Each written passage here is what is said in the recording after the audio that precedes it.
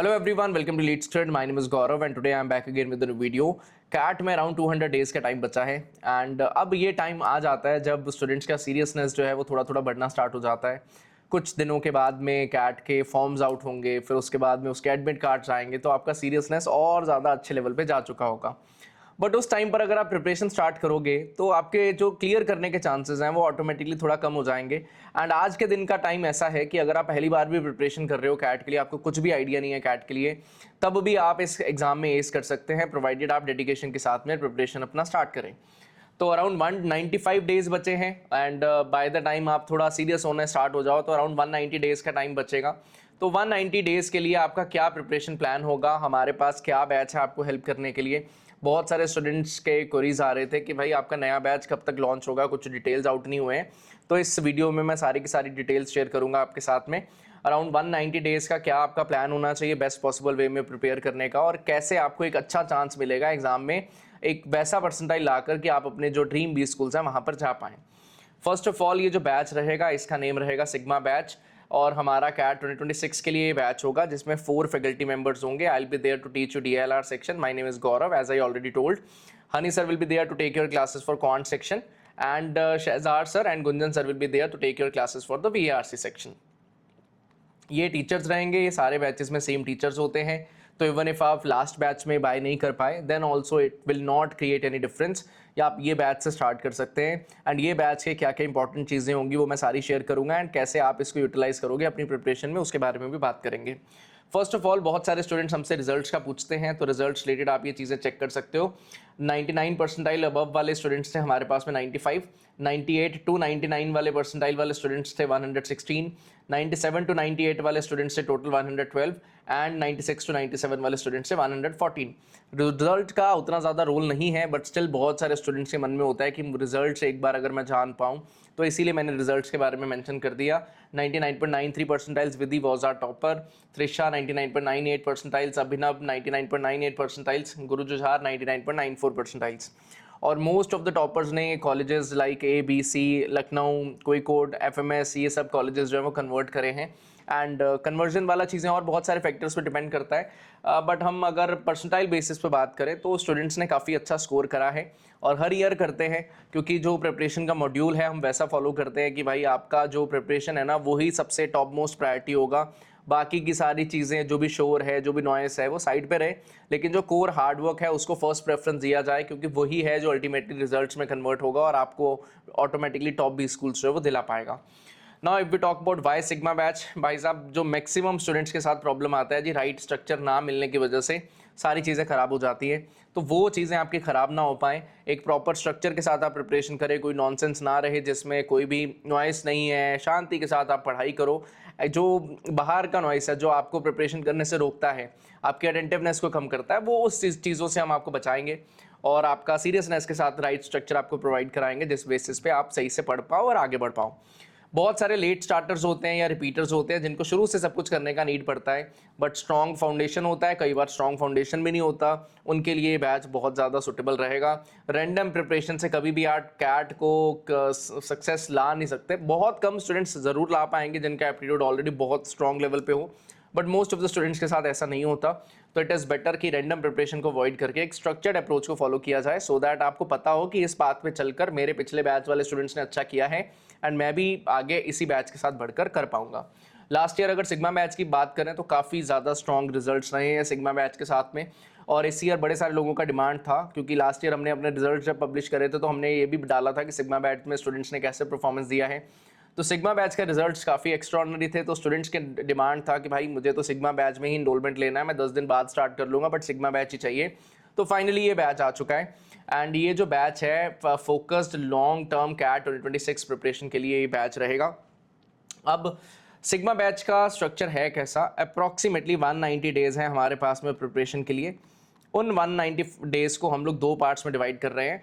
एक पार्ट रहेगा उसमें 120 डेज़ का, around 4 months, and second part रहेगा हमारे पास में 70 डेज़ का, अप्रॉक्सीमेटली 2 मंथ्स 10 डेज़।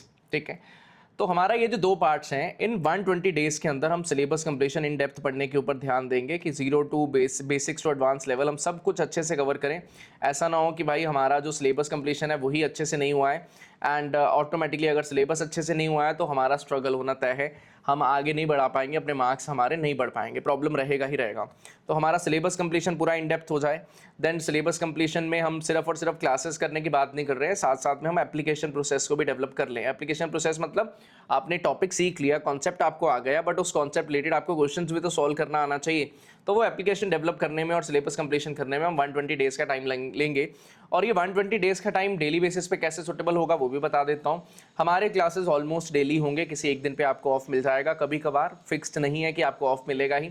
और हमारा ये टारगेट रहेगा कि 6 to 9 क्लासेस हम हर वीक में आपके लिए, जिसकी हेल्प से हम लोग जो है वो सिलेबस कंप्लीशन थोड़ा जल्दी कर पाएँ। ऐसा भी ना हो कि इतना ज़्यादा रश कर दिया कि आप रैपअप ना कर पाओ, और ऐसा भी ना हो कि हमारा सिलेबस कंप्लीशन इतना डिले हो जाए कि हम मॉक्स या सेक्शनल्स को दे ही ना पाएँ या रिवीजन हम लोग कर ना पाएँ। तो वैसा सिस्टम नहीं रहेगा। टाइमिंग्स क्लासेस के most of the time 10 PM onwards होंगे, 10 PM to 12 AM 2 आवर्स का क्लास होगा। किसी किसी दिन पे हम लोग 8 PM वाले स्लॉट पे भी क्लासेस लेंगे। एज आई ऑलरेडी टोल्ड, हमें सिलेबस कंप्लीशन भी करना है जी, वो हमारा फर्स्ट प्रायोरिटी है। और उतना डेप्थ में जाकर करना है कि अगर हम कोई टॉपिक पढ़ रहे हैं तो उससे रिलेटेड हमें सब कुछ A to Z सब कुछ आता हो। ऐसा नहीं कि भाई हमने सिलेबस तो कर लिया है बट हमें सब कुछ आता नहीं है, हम फंसे पड़े हैं और स्ट्रगल हमारा चलता चला जा रहा है, तो वो प्रॉब्लम हम लोग नहीं आने देंगे। तो ये 2 टाइम स्लॉट्स हैं जिनके ऊपर क्लासेस होंगे। और सैटरडेज़ या संडेज़ को हम लोग ट्राई करेंगे कि 2-2 क्लासेस हो पाएँ अगर, सो दैट हमें अगर किसी वीक में 9 to 10 क्लासेस लेना है तो वो हम ले पाएँ। एंड वीकडेज़ में हम 8 PM और 10 PM में से किसी एक ही स्लॉट पे क्लास लेंगे मोस्ट ऑफ द टाइम्स। बहुत रेयर सिनेरियो है कि मंडे टू फ्राइडे में आपका 8 PM भी और 10 PM 2 टाइम पे क्लासेस हो रही हैं, मतलब 2 क्लासेस हो रही हैं एक दिन में। मोस्ट ऑफ द टाइम एक ही क्लास होगा, सो दैट अगर आप वर्किंग हो आप इजीली मैनेज कर पाओ, आपको कोई प्रॉब्लम ना आए। एंड अपार्ट फ्रॉम दैट जो भी लाइव क्लासेस होंगे उनके रिकॉर्डेड वीडियोस भी अवेलेबल होंगे। सो इन केस आप कुछ मिस कर देते हो तो रिकॉर्डेड वीडियो से आप रैपअप कर पाओगे। देन जब आप कॉन्सेप्ट सीख लेते हो तो उसके ऊपर आपको टेस्ट भी अटेम्प्ट करना है। बहुत सारे प्रैक्टिस क्वेश्चंस अवेलेबल होने चाहिए, सो दैट कोई कमी ना रहे। ऐसा ना हो कि यार मुझे कोई और एक्सटर्नल मटेरियल देखने का नीड पड़ेगा, ऐसा कुछ भी नहीं होने वाला। हमारे एंड पे बहुत सारा मटेरियल है, बहुत ज़्यादा मटेरियल है प्रैक्टिस करने के लिए। तो आप जो अगर प्रैक्टिस करना चाहते हो, आप ईजी का पार्ट बन रहे हो, आपको A to Z सब कुछ यहाँ पे मिल जाएगा, आपको एक्सटर्नली कुछ भी देखने का नीड नहीं होगा। देन जो ये मैं क्लासेस के बारे में बात कर रहा था, तो आपका पोर्टल बन जाएगा वेबसाइट पे भी और ऐप पे भी, वहाँ के थ्रू आप अपनी लाइव क्लासेस जो है वो अटेंड कर पाएंगे। एंड जो टेस्ट हैं, देन प्रैक्टिस मटेरियल जो भी अवेलेबल होगा, सारा का सारा आपके पोर्टल के थ्रू एक्सेसिबल हो जाएगा। अब ये जो मैं दो बार में मैंने बाइफर्केशन करा था 120 डेज़ का और 70 डेज़ का, तो 120 डेज़ में हम syllabus completion, application process develop करना, एडवांस अप्रोचेस सीखना, इसके ऊपर डेडिकेट करने वाले हैं। एंड बाकी का जो ये 70 डेज़ है, ये पूरा का पूरा टाइम हमारा स्पेंड हुआ होगा सारे के सारे मॉक्स देने में, सेक्शनल्स सॉल्व करने में, रिवीजन के अंदर, मैराथन के अंदर, और साथ ही साथ क्रैश कोर्स होता है जिसमें हम लोग रिवीजन भी करेंगे और थोड़ा एडवांस प्रैक्टिस भी करेंगे।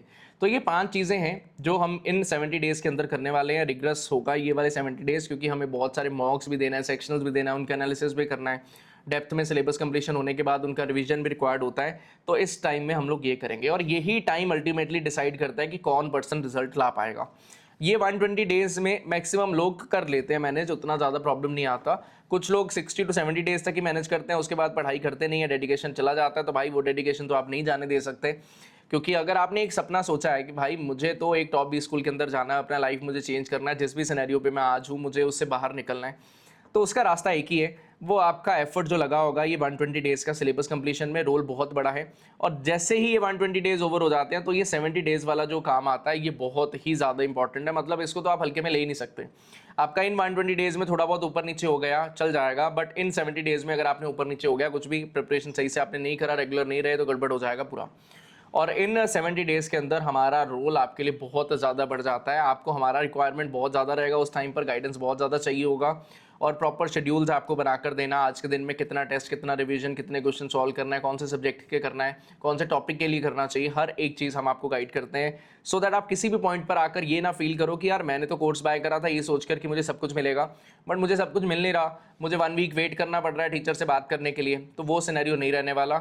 अगर कोई ईजी स्टूडेंट हो ऑलरेडी इस ईयर जो हमारे साथ ऑलरेडी जुड़ा हुआ है पुराने बैचेस में, तो अगर वो पर्सनल मेंटरिंग रिलेटेड आप अगर उनसे पूछ पाओ तो आप बता पाओगे कि डेडिकेटेडली व्हाट्सएप नंबर आपके लिए रखा गया है कि सारे टीचर्स का उस नंबर पे एक्सेस रहता है। ऐसा ना हो कि जो नॉन ईजी स्टूडेंट्स हैं वो भी उसी नंबर पे कांटेक्ट कर रहे हैं, आप भी उसी नंबर पे कांटेक्ट कर रहे हो, तो ऑब्वियसली मिस होने का चांस बन जाता है। बट हमने डेडिकेटेड नंबर रख दिया है कि भाई जो ईजी स्टूडेंट्स हैं उनको हम थोड़ा अलग तरीके से अब ट्रीट करेंगे। ऐसा नहीं होना चाहिए कि जो नॉन ईजी स्टूडेंट्स हैं उनके भी व्हाट्सएप आ रहा है, बाकी ईजी स्टूडेंट्स का भी आ रहा है और वो मिस हो जाए। तो एक डेडिकेटेड सिनेरियो है, प्रॉपर गाइडेंस, और उसके बाद में ये भी उनसे पूछा जाता है कि भाई जो हमने आपको गाइड किया आप फॉलो कर रहे हो, क्या प्रॉब्लम्स आ रही हैं, एक एक चीज़ के लिए उतना हैंड होल्डिंग सपोर्ट होगा।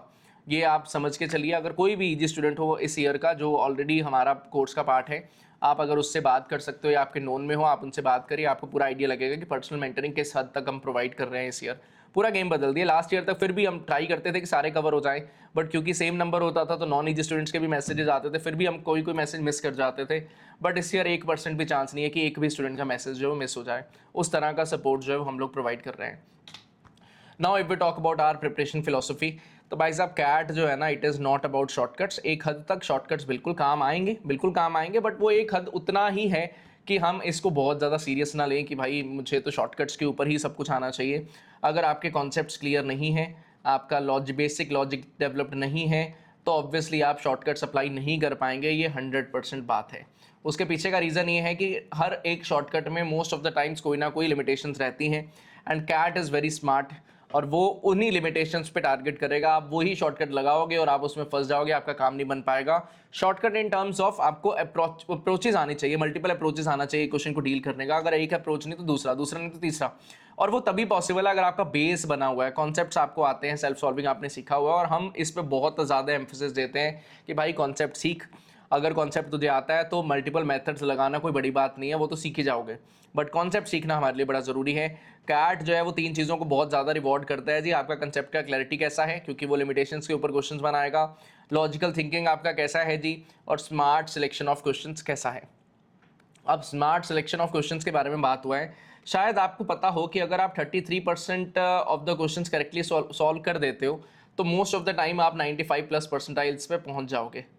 95 परसेंटाइल से भी ज़्यादा ही most of the time. Example, भाई अगर आप टोटल क्वेश्चन हमारे पास में 68 आ रहे हैं, अगर 68 में से आप 22 क्वेश्चंस को भी करेक्टली ढूंढ कर सॉल्व कर देते हो तो 22 क्वेश्चन सिंपली मीन्स दैट आपका 66 मार्क्स बनेगा, और 66 marks most of the papers में 95+ परसेंटाइल्स क्रॉस कर ही जाता है।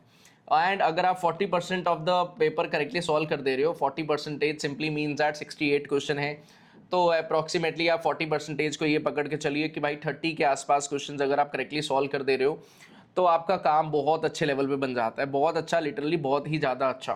ठीक है जी। अब अगर मैं एग्जैक्ट 30 क्वेश्चंस भी ना पकड़ूँ, लेट इट भी, मैं आप कह रहा हूँ यार 27 क्वेश्चन तक भी अगर आप करेक्टली कर लेते हो तो आप 81 मार्क्स तक रीच करते हो, और 81 मार्क्स में आपका परसेंटाइल 98+ परसेंटाइल्स पे पहुंच जाता है।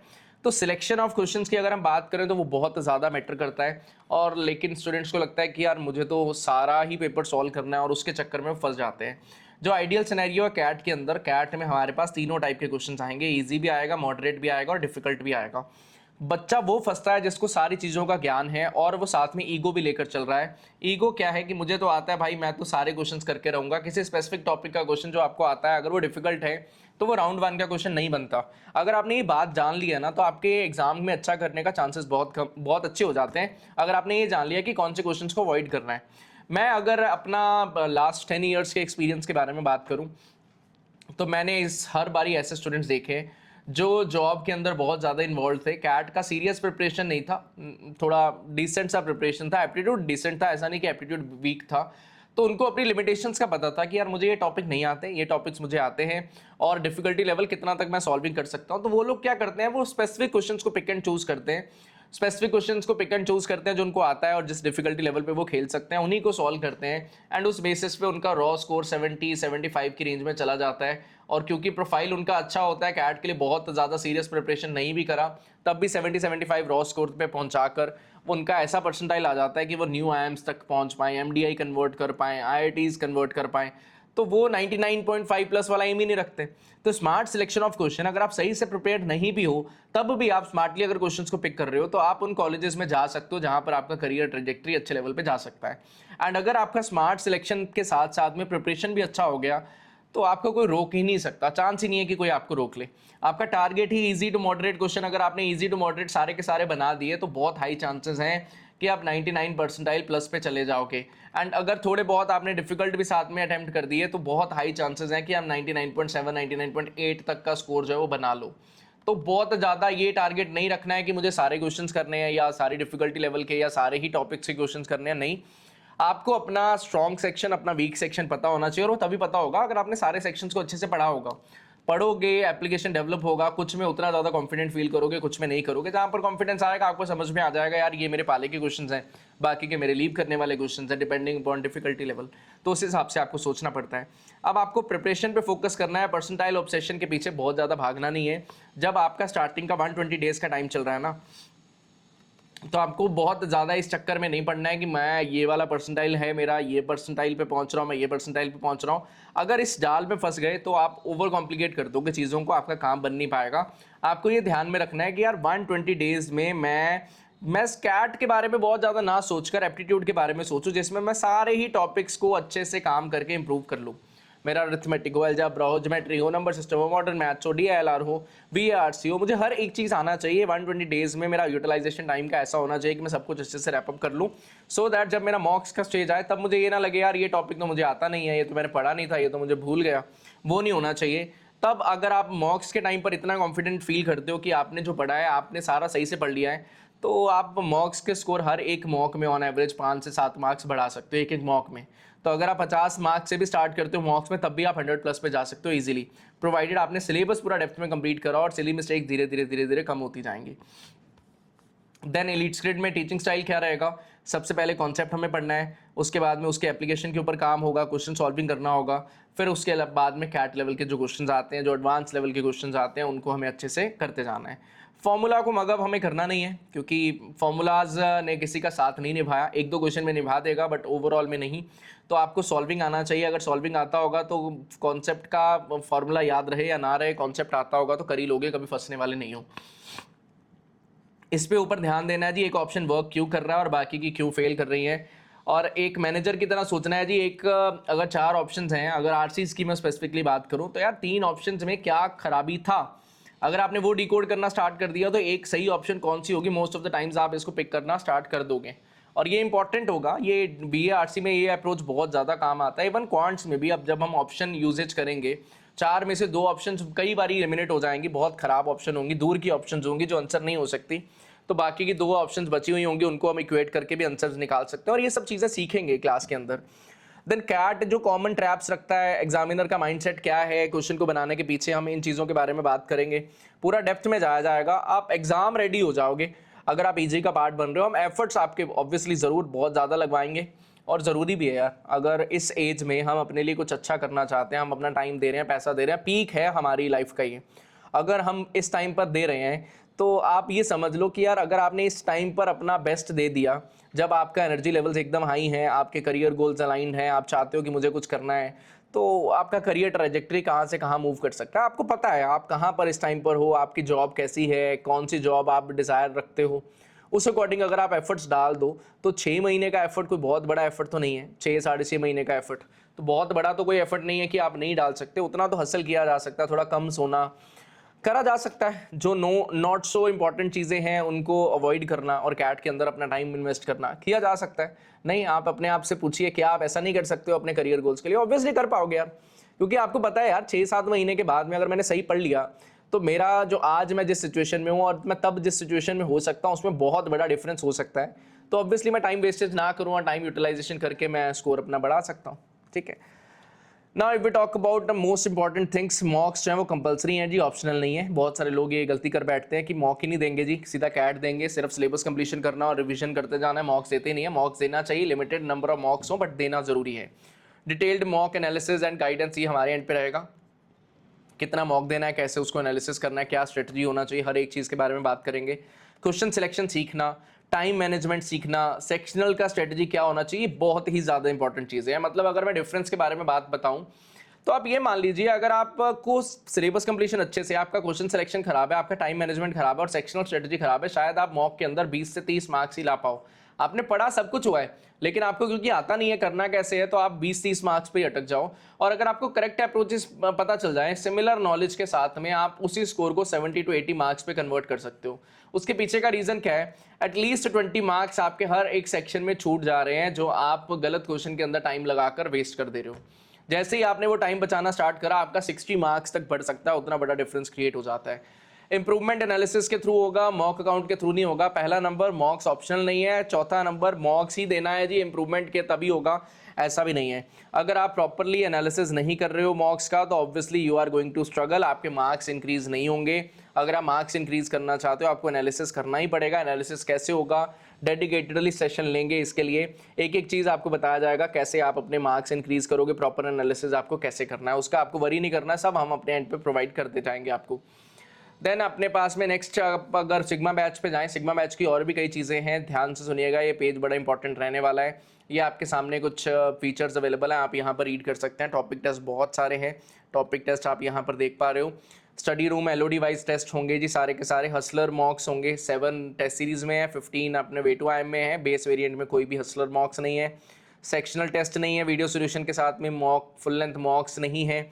लाइव मॉक एनालिसिस सेशन नहीं होंगे, लाइव मॉक अटेम्प्टेड सेशंस जो है वो नहीं होते। ये डिफरेंस आ जाता है बेस वेरिएंट में, टेस्ट सीरीज में और वे टू आई में। होपफुली आप सारे देख पा रहे हो। अब जो इंपॉर्टेंट चीज़ें हैं बहुत ज़्यादा, मैं उनके बारे में बात करने वाला हूँ, ध्यान से देखिएगा। जो है ये सिग्मा बैच, इसमें हम आपको कुछ चीज़ों का एडवांटेज प्रोवाइड करा रहे हैं as compared to earlier batches. Last year भी सिग्मा बैच में हमने ये फीचर दिया था और स्टूडेंट्स ने बहुत ही मज़े से ये वाला फीचर यूज़ करा था। इस फीचर के अकॉर्डिंगली हम क्वांट का एक टॉपिक आपको रिकॉर्डेड वीडियोस एक्सेस दे रहे हैं, एक टॉपिक, ठीक है जी। DILR में कुछ गेम्स का एक्सेस आपको पहले से प्रोवाइड कर रहे हैं, प्री रिकॉर्डेड एक्सेस, जैसे कि गेम्स में क्या, काकरोच, उनका आपको एक्सेस दिया जाएगा पहले से, आप उसको अच्छे से सीख कर सॉल्विंग कर पाओ। देन तीसरा, VARC में आपको आर्टिकल्स जो हैं वो डेली बेसिस पे मिलना स्टार्ट हो जाएंगे अभी से ही, ठीक है। आपका रीडिंग क्वेश्चन जो है वो स्टार्ट हो जाएगा डेली आर्टिकल्स का, ठीक है। अब डेली आर्टिकल्स की जब मैं बात करता हूँ, या VARC को छोड़ो, अभी पहले क्वांट से स्टार्ट करता हूँ। क्वांट में हम आपको अरिथमेटिक वीडियोस का एक्सेस अभी से दे रहे हैं। अरिथमेटिक का ही एक्सेस क्यों दिया जा रहा है, उसके पीछे बहुत कुछ है। एक तो अरिथमेटिक है बहुत ज़्यादा इंपॉर्टेंट, तो इट इज़ बेटर कि अगर आप अभी से, जब तक आपका बैच की क्लासेस स्टार्ट होंगी जून फर्स्ट वीक से, जब तक आपका बैच स्टार्ट होता है, आपके पास टाइम अवेलेबिलिटी है। अगर आप अरिथमेटिक को पढ़कर रैप अप कर सकते हो अपने एंड पे, तो आपको ही फ़ायदा होगा। जो हमारा सिलेबस कंप्लीशन होना है, आप उसको जल्दी रैप अप कर पाओगे, सिलेबस आप जल्दी कंप्लीट कर पाओगे। अरिथमेटिक की सारी क्लासेस बेसिक्स टू एडवांस जो प्रीवियस बैच में हो चुकी हैं, पूरा अरिथमेटिक प्लस अरिथमेटिक के सारे test, basics to advance, difficulty level multiples वाले, वो आपके पास अवेलेबल होंगे। अब अरिथमेटिक किसी लोग को आता होता है पहले से एक लेवल तक, तो उनको क्या करना है, वो टॉपिक जो उनको नहीं आते वो रैप अप करेंगे, साथ साथ में सारे टेस्ट रैप अप करेंगे, उनको हेल्प मिल जाएगा। अब वो भी स्टूडेंट होंगे जिनका अरिथमेटिक उतना स्ट्रांग नहीं है, उनके मन में आएगा यार हाय मैं कैसे करूँगा, मुझे तो आता नहीं है।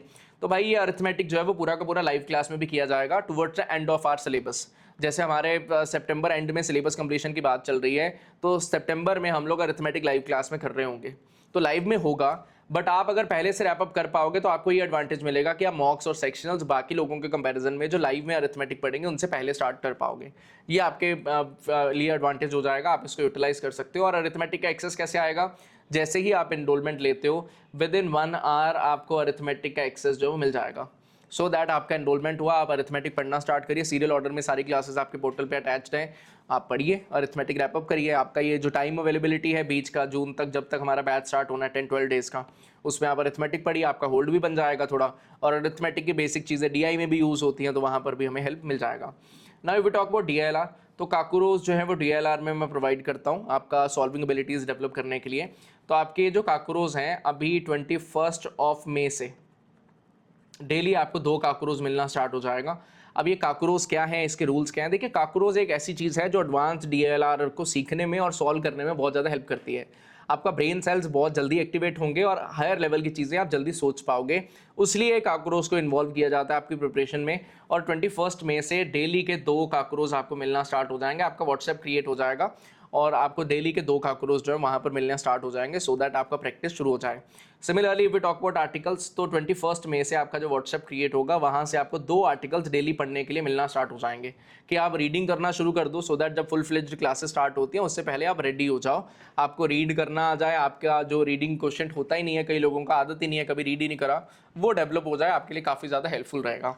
तो ये सिनेरियो है सिग्मा बैच का। और सिग्मा बैच में हमारे पास में 3 वेरिएंट्स हैं, सिग्मा विद बेस ये वाला variant, then test series variant और वे टू एम वेरिएंट। जो बेस वेरिएंट है उसका प्राइस 25K समथिंग की रेंज में, अराउंड 25.5K की रेंज में है। सिमिलरली जो टेस्ट सीरीज वेरिएंट है ये आफ्टर डिस्काउंट प्राइसिंग आएंगे, जो अभी आपको डिस्काउंट अवेलेबल है, 28K समथिंग प्राइस आता है इसका, और इसका प्राइस आता है 31K जो कि वे टू एम वेरिएंट है। तो अभी डिस्काउंट्स अवेलेबल हैं तो आपको ये प्राइसिंग पे मिलेगा, बट बाय द टाइम आप एनरोलमेंट लो तो प्राइजेस थोड़े बढ़ भी सकते हैं, तो मेक श्योर करिएगा जितना जल्दी हो पाए आप अपना एनरोलमेंट लें। एंड अगर आपको कोई क्वेरी रहता है तो मैं नंबर भी अवेलेबल करा दूंगा डिस्क्रिप्शन में, आप वहाँ पर भी कॉन्टैक्ट कर सकते हो।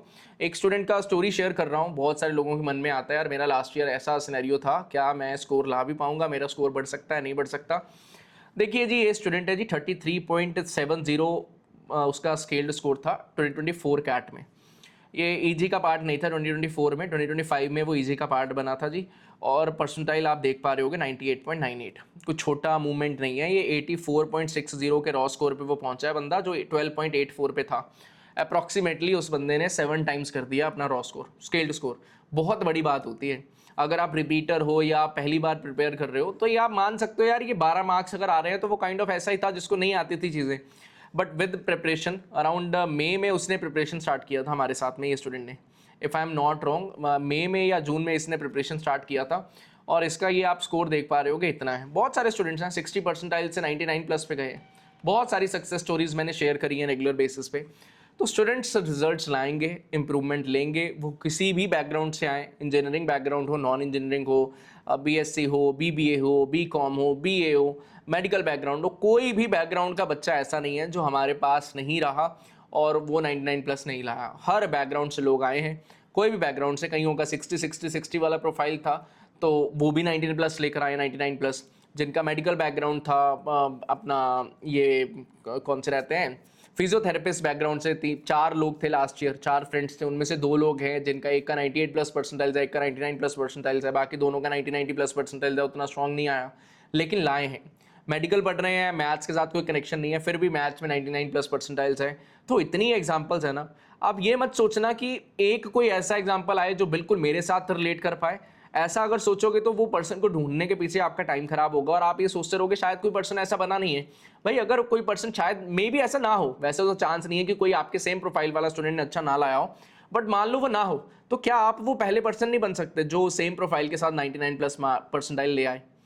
बन सकते हो ना। बात वही है कि आप कौन से पॉइंट से अपना मोटिवेशन निकालना चाहते हो और कितना लेवल पे आप पढ़ना चाहते हो। मतलब ऐसे पढ़ाई करो कि and at the end of the day आपको लगे यार मैंने मेहनत में कोई कमी नहीं छोड़ा, मेरे को कोई गिल्ट नहीं है कि मैं शायद ये दिन पे थोड़ा एक्स्ट्रा पढ़ सकता था, मेरे लिए जो मैं बेस्ट दे सकता था मैंने दिया यार।